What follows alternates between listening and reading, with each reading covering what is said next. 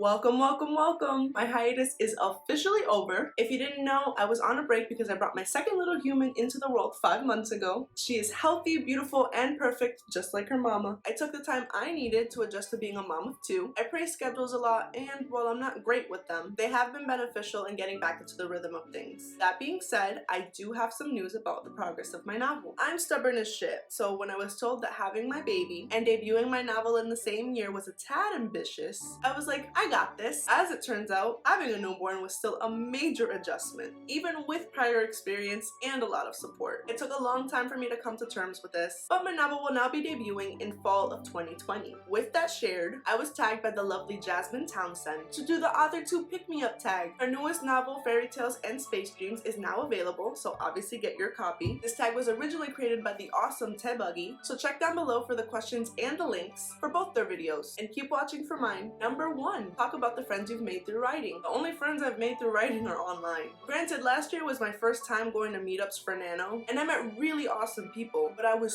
super paranoid about coming on too strong. So my interactions were limited to how's it goings and chit-chats about writing. Thanks to the interwebs though, I discovered Jasmine Townsend, Justin Gladstone, Christopher Dross, and Marissa Mohi. While others may not view it, I see them as friends, even if they don't view me as one. Aside from having amazing content and platforms, they're each very true to who they are, and from my perspective, enjoy writing and creating as much as I do and encourage others to do the same. If you don't think those are great qualities in friends, I DK what to tell you. Number 2, what's the nicest compliment you've ever received about your writing? Once upon a time, when I used to work at a bookstore, I would write on my lunch breaks. Something about a sentence in a scene that I was writing didn't feel or sound right, so I was stuck on it. A coworker entered the break room, so I decided to ask their opinion on its flow. I remember the story, but not the exact sentence, but when I read it to them, they said that's actually really well written, and I was, and still am, extremely flattered. Maybe they said it in a ways of reverse psychology, so that way I'd stop worrying about it, but it was my first time sharing my writing with someone who wasn't family, so it meant a lot. Number 3, what's your favorite Authortube video you've made? This is tricky because I love making all my videos, but if I had to pick one, it would probably be my very first video,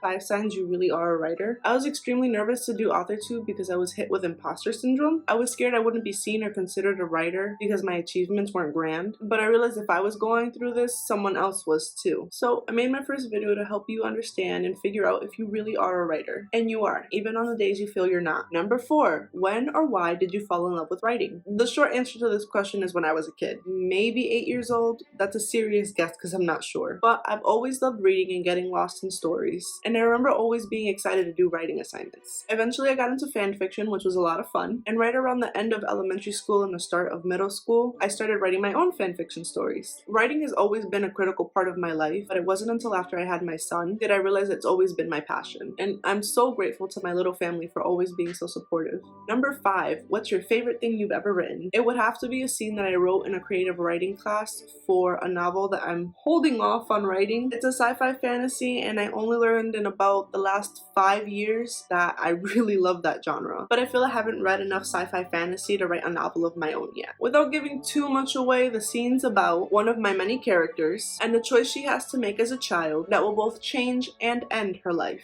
Vague, I know, but that's all you get. Number 6, what's your favorite part of writing? My favorite part of writing is writing. I become immersed in my story and it becomes more real, kind of like I'm living it, or like actually reading my book. And to be honest, I don't think there's any better feeling than that. Number 7, what is your strongest skill as a writer? I feel that I have 2 strong skills as a writer. The first and most important is that I love reading. So I expose myself to as many writing styles, themes, and genres as I want. This is an important skill to have because it's the only way to write. And yes, audiobooks do count as reading too. Audio learners are a thing, and I'm not afraid to fight anyone who says otherwise. My second skill is that I love learning. I'm full of useless knowledge, but I have a curious mind. So once a thought pops into my head, I'm going to learn every little thing I can about it. Number 8, tell us something you're proud of. I'm proud I proved myself wrong. I really second-guessed everything about making writing my career. I was terrified no one would be interested in me or my work, that it's all been said and done and I'm no more special than the next writer. Turns out you do like me, and I get messages from people who can't wait to read my book, and every writer is special and unique to at least one reader, which means I am too, and so are you. Number 9, give yourself a pep talk. I feel I've been doing this the entire video, but